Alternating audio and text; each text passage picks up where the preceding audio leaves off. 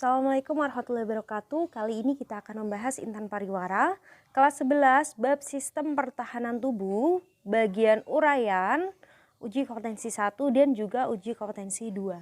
Mari kita simak bersama-sama. Nomor 1, seringkali seorang ibu yang baru melahirkan tidak memberikan kolostrum ke bayi, padahal kolostrum itu sangat bermanfaat bagi sistem pertahanan tubuh bayi yang baru lahir.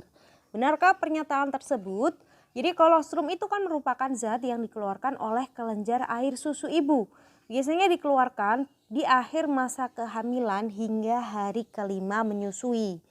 Nah, di dalam kolostrum itu mengandung yang namanya antibodi imunoglobulin A yang dapat mencegah infeksi pada saluran pencernaan bayi. Jadi pernyataan pada soal adalah benar. Nomor 2, manusia mencukupi kebutuhan nutrisinya dengan cara mengkonsumsi makanan yang bergizi. Namun kadang bahan makanan yang dikonsumsi itu mengandung patogen penyebab penyakit seperti bakteri. Bagaimana sih mekanisme pertahanan tubuh untuk melindungi organ-organ pencernaan dari infeksi patogen yang terkandung dalam bahan makanan? Jadi makanan yang kita makan itu pasti nggak mungkin 100% steril. Kecuali panas baru matang. Tapi kan nggak mungkin kalau panas baru matang langsung kalian makan. Jadi pasti kan dibiarkan dingin. Nah, ketika proses pendinginan makanan itu terkadang ada bakteri atau organisme lainnya yang bersifat patogen menempel pada makanan kita. Nah, untungnya nih di sini kita punya sistem pertahanan tubuh. Untuk sistem pertahanan tubuhnya, sistem pencernaan itu dimulai dari mulut. Nah, mulut kan ada air liur atau saliva. Di dalam saliva itu mengandung enzim lisozim yang bisa membunuh bakteri.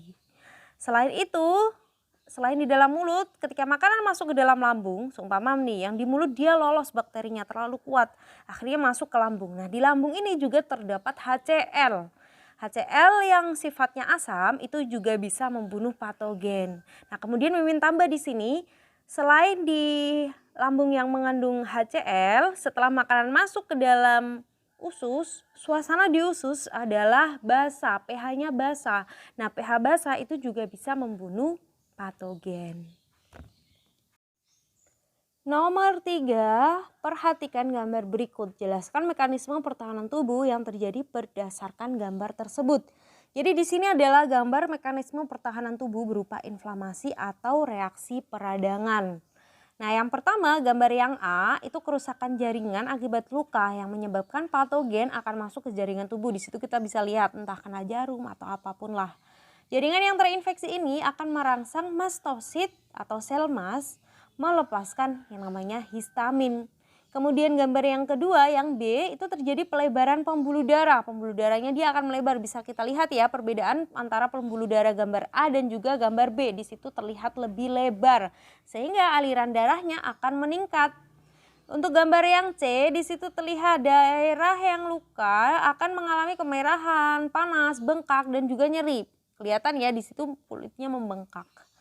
Nah, peningkatan kecepatan aliran darah ini akan mempercepat sel fagosit. Sel fagositnya ada dua, ada neutrofil dan juga monosit menuju ke jaringan terinfeksi. Di situ bisa kita lihat sel darah putihnya akan keluar dari pembuluh darah menuju ke lukanya.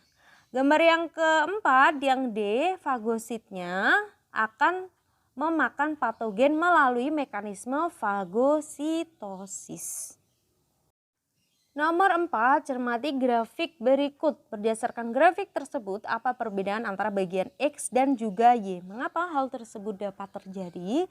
Jadi untuk bagian X ini adalah respon kekebalan primer, sedangkan yang Y adalah respon kekebalan sekunder.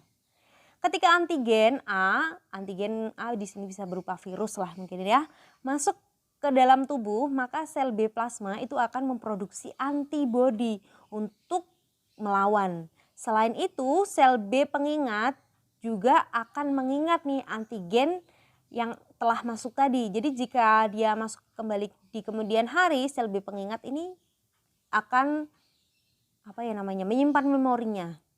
Jadi ketika ada contohnya nih, ada virus corona nih, pertama kali virus corona masuk ke dalam tubuh kalian, maka sel B plasma kalian akan menghasilkan antibodi, kemudian sel B pengingat juga akan mengingat virus corona yang sudah masuk ke tubuh kalian. Nah, ini mekanismenya disebut dengan respon kekebalan primer atau yang pertama kali. Lalu ketika antigen A masuk ke dalam tubuh untuk kedua kalinya, maka sel B pengingatnya yang awal tadi akan menstimulasi sel B plasma untuk membentuk antibodi. Fungsinya untuk melawan antigen A. Nah, mekanisme tersebut ini disebut dengan respon kekebalan sekunder atau yang bagian Y. Nah, kenapa grafiknya menunjukkan lebih tinggi yang X daripada yang Y? Maksudnya yang Y lebih tinggi daripada yang X itu karena adanya memori imunologi dari sel B pengingat. Tadi kalau yang X tadi yang awal kan sel B pengingatnya belum tahu, soalnya baru pertama kali nih antigennya masuk. Sedangkan yang Y, bagian Y tadi sudah ingat nih sel B plasma. Oh iya, ini kan virus corona yang kemarin pernah masuk ke tubuh. Jadinya respon sistem imunnya akan lebih tinggi. Nomor 5, jelaskan mengenai 5 tipe antibodi yang terdapat di dalam tubuh. Nah, ini sebenarnya di dalam buku kalian sudah ada ya. Untuk yang pertama itu ada antibodi imunoglobulin M. Nah, ini pertama kali dilepaskan saat terjadi infeksi atau respon kekebalan primer. Seperti yang X tadi. Kemudian ada antibodi imunoglobulin G terdapat banyak di dalam darah dan diproduksinya saat terjadi infeksi kedua atau respon kekebalan sekunder. Kemudian ada imunoglobulin A terdapat pada aliran air mata, air liur, keringat, membran mukosa dan juga kolostrum atau ASI yang pertama kali dikeluarkan. Lalu ada antibodi imunoglobulin D yang terdapat pada permukaan limfosit B untuk merangsang pembentukan antibodi. Ada juga imunoglobulin E yang ini ada hubungannya dengan reaksi alergi. Oke, kita lanjutkan ke bagian uji kompetensi 2. Kita mulai dari nomor 1, saat sedang berdiskusi mengenai sistem kekebalan tubuh pada bayi, Hesti dan Angga berpendapat bahwa bayi baru lahir perlu mengkonsumsi ASI yang pertama kali keluar atau yang disebut dengan kolostrum. Namun mereka memiliki alasan yang berbeda mengenai pemberian ASI tersebut. Hesti mengatakan bahwa bayi yang baru lahir itu sudah memiliki kekebalan tubuh yang berasal dari ibu saat berada dalam kandungan, tetapi belum berkembang sehingga ASI pertama dibutuhkan untuk meningkatkan kekebalan tubuh bayi. Sementara si Angga berpendapat bahwa bayi yang baru lahir itu belum memiliki kekebalan tubuh sehingga pemberian ASI pertama diperlukan untuk membentuk kekebalan tubuh yang utama. Nah, menurut Anda pernyataan siapakah yang benar? Jadi di sini sebenarnya bayi baru lahir itu sudah memiliki kekebalan tubuh tetapi belum berkembang secara sempurna. Bayi itu akan mendapatkan kekebalan pasif alami melalui plasenta yang mengandung imunoglobulin G. Jadi sebenarnya sudah dapat dari plasenta ibunya. Nah, namun setelah lahir bayi itu tetap harus diberikan ASI pertama atau kolostrum yang fungsinya untuk meningkatkan kekebalan tubuhnya. Jadi di sini pernyataan yang benar itu adalah pernyataan dari Hesti. Nomor 2, mengapa penderita multiple sklerosis kesulitan mengontrol gerakan anggota tubuhnya? Jadi multiple sklerosis di sini adalah gangguan imunitas yang disebabkan karena antibodi kita itu menyerang selubung mielin. Nah, selubung mielin ini kan ada di bagian sel saraf ya, dia menyelubungi si akson. Apa sih akibatnya kalau selubung mielinnya dimakan oleh antibodi kita sendiri atau diserang, maka selubung mielin ini akan terlepas dari sel saraf. Bisa terlepas bagian atau keseluruhannya terlepas. Akibatnya penghantaran impuls atau rangsangan menjadi terganggu. Oleh karena itu penderitanya akan mengalami gangguan pada sistem koordinasi tubuh atau yang tadi kita sebutkan di soal kontrol gerakan tubuhnya akan menurun. Nomor 3, mengapa orang yang mengalami hipersensitivitas terhadap debu mudah sekali bersin? Jelaskan. Nah, di sini untuk mekanisme reaksi alergi ya ini, masuknya debu ke dalam saluran pernapasan itu akan merangsang sel B plasma untuk mensekresi yang namanya antibodi imunoglobulin E. Imunoglobulin E kemudian akan berikatan dengan yang namanya mastosit atau sel mas. Akibatnya nih ketika debu masuk untuk kedua kalinya, imunoglobulin E yang telah berikatan dengan mastosit itu akan melepaskan histamin. Nah, histamin ini yang berperan dalam reaksi inflamasi. Reaksi inflamasi gimana? Ya berupa tadi saluran pernafasannya atau hidungnya berlendir, kemudian bersin-bersin.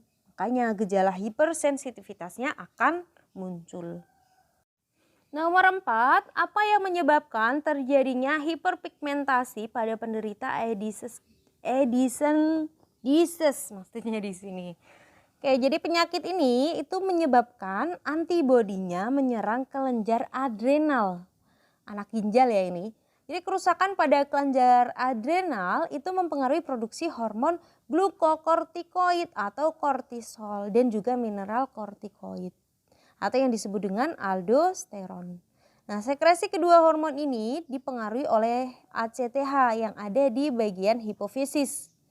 Berhentinya produksi hormon glukokortikoid dan juga mineral kortikoid ini akan membuat hipofisis terus memproduksi ACTH karena dianggap, loh kok kedua hormon ini belum diproduksi, berarti kurang nih ACTH-nya. Akhirnya si hipofisis akan terus memproduksi ACTH.